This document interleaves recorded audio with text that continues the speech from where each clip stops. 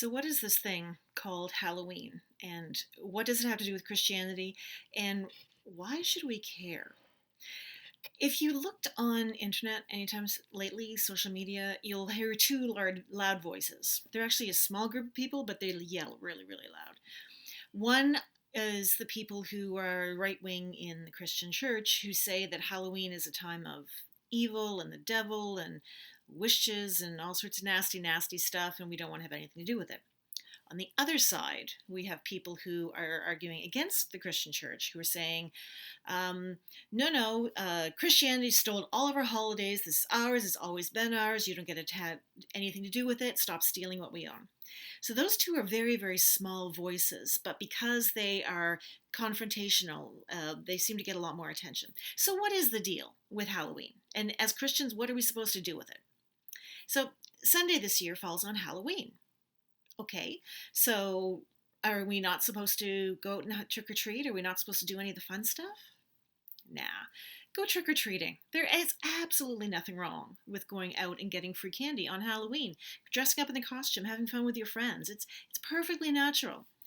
And the way you can know it's perfectly natural, the way you can be relaxed about it, the way you can kind of counter anybody who says otherwise, is to know history. If you know history, you can counter a lot of really, really ridiculous arguments. And the arguments around Halloween are really, really ridiculous. So here's the deal. When Christianity came out of Israel and moved into Greece and moved into Rome, this is in the first centuries of the Common Era, around 200, 300, 400, the Romans started to see their culture through the lens of Christianity. All the old kind of gods and old traditions passed away, but some of those traditions meant a lot to them. So they started seeing their traditions in Christian ways, understanding a little bit different. In fact, Christmas Day, we celebrate the birthday of Jesus. That was a Roman thing. The Hebrews didn't celebrate Christmas. Romans did. So Romans celebrated birthdays, and they decided to give Jesus a birthday. And they gave Jesus the birthday of on a celebration where they already had a celebration. There was no theft involved. And a couple of centuries later, so around 600, Pope Boniface IV was given a gift of the Pantheon. I mean, at this point in time, it was just open architecture. It was cool to see, but no one was really going there to worship the gods anymore. So he was given the Pantheon as a gift, and he decided to rename it and christen it essentially as the Church of Mary and All Saints. And this is the first time you actually see the term All Saints in our history. And what he essentially did was he said, all the saints we have in our calendar, we're going to celebrate them all at one time. Now, part of that reason was because there were so many people throughout the first few hundred years of history that were really admired by their locality. So Rome would have people that they really celebrated, that they would recognize as saints, and Corinth would have that, and Jerusalem would have that, and all the various places, all the small communities. It got to the point that every day of the calendar had a different saints festival to celebrate. And one of the traditions around Saints Day is that you go to church and you pay a bit of money and recognize and honor the saints. It got expensive. It got confusing. And it got to the point where priests were doing all sorts of services every day for all of these people. So the popes basically gathered all of these together and said, okay, we're going to clean the calendar out. There were some saints that were still going to be recognized, like Mary Magdalene was going to be recognized, John the Baptist was going to be recognized, Mary, the mother of Jesus, the apostles, and various other saints have been added over the years, but they're the really big, big ones. But all the littler ones, all the lesser known ones, or the ones without the big stories, they all collected them together in All Saints.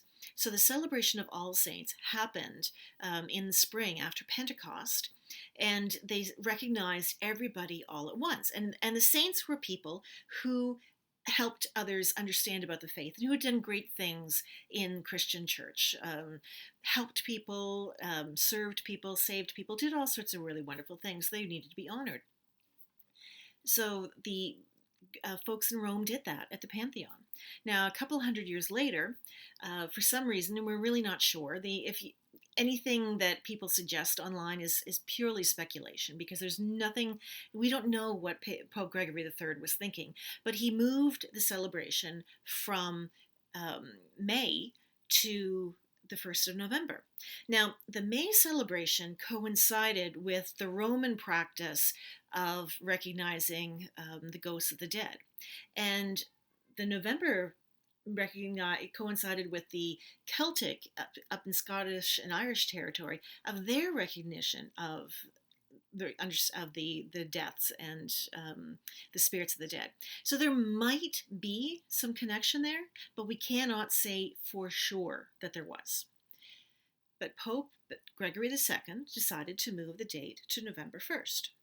And then a century later, Pope Louis the Pious told everybody in the Christian church. So it wasn't just the small communities in Rome anymore. Everybody in the church was expected to attend All Saints as a day of obligation. And there's only a few of those in the church. But November 1st became a really, really important day. Now that's Christian history. Over on the Celtic side, we have Irish and Scottish history with the celebration of Samhain, or Samhain, depending on how it was pronounced. And it was around this time of year. And it was a harvest festival. They brought the cattle down from the high fields, and they had to butcher them because there was no way they could take care of cattle over winter. So they had these big bonfires and these feasts and dancing and singing and partying. And over time, you know what a party is like. It gets interesting, and all sorts of new things start to happen. And what people decide to do one year, the next year people say, oh, we did it before, let's do it again. And by the third year, it's a tradition, and everybody keeps doing it. So you've got Celtic stuff doing something, and you've got Christians already doing something. And then the Celtics who became Christians started melding the two together. And this is where the whole idea that Christians stole the holiday is absolutely ridiculous. You cannot steal a culture or a holiday from yourself. The celebration of Halloween came to North America through the Irish and Scottish Christians. It was all their tradition. There was no stealing involved. And none of it has to do with worshiping the devil. And none of it has to do with black magic. And none of it has to do with any kind of anything outside of a special time for those who are renewing pagan traditions and finding something worthwhile in there. So there's nothing contradictory between Halloween and Christian. In fact, the word Halloween means All Hallows Eve. It's the eve before, it's the night before we celebrate All Saints' Day.